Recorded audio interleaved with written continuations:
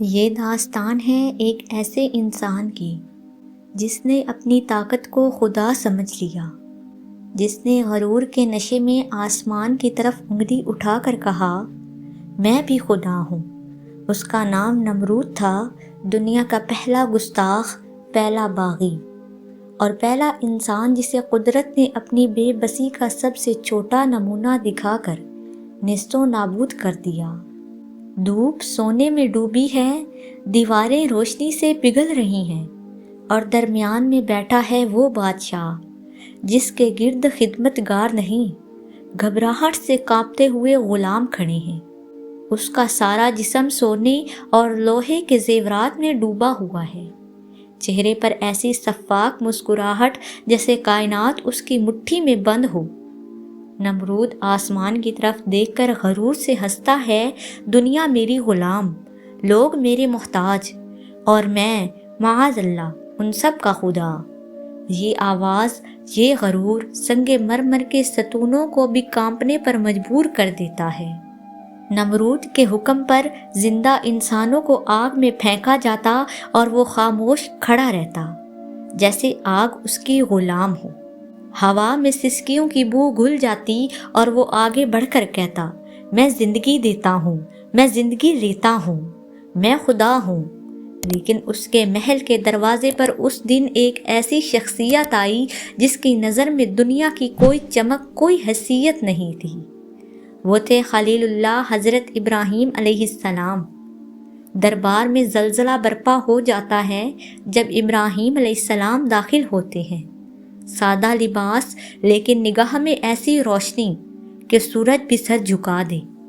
نمرود طنزیہ ہنس ہنس کر کہتا ہے ابراہیم تیرے رب میں کیا ہے جو مجھ میں نہیں؟ ابراہیم علیہ السلام سکون سے جواب دیتے ہیں میرا رب زندگی دیتا ہے، موت دیتا ہے۔ نمرود آگ بگولا ہو کر چیختا ہے میں بھی دیتا ہوں، دیکھ، اور وہ ایک بے گناہ کو قتل کر دیتا ہے۔ ابراہیم علیہ السلام مسکراتے ہیں، وہ مسکراہٹ جو ظالم کے تخت کو لرزا دیتی ہے۔ اگر تو خدا ہے تو سورج کو مغرب سے نکال کر دکھا۔ اس ایک جملے نے تاریخ کا سب سے مضبوط بادشاہ ایک لمحے میں پتھر کی مورت بنا دیا۔ اس کے لب ہل نہیں سکے، اس کی رگوں سے غرور کا خون جم چکا تھا۔ شکست اس شخص کے لیے ناسور بن چکی تھی۔ وہ رات بھر نہ سویا، ایک ہی بات دہراتا رہا میں ابراہیم کو ہرا کر رہوں گا، میں آسمان تک جاؤں گا، خدا کو چیلنج کروں گا۔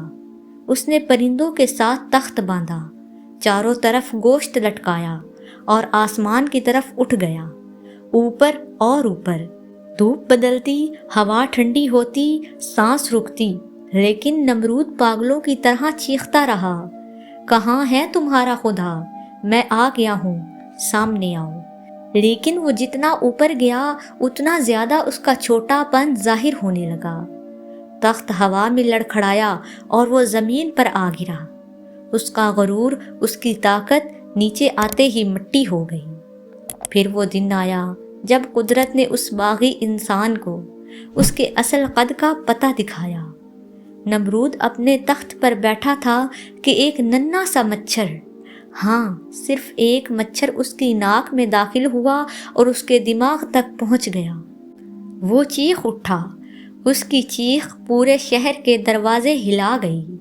طاقتور بادشاہ جو انسانوں کو موت بانٹتا تھا آج خود اپنی موت سے بھاگ رہا تھا۔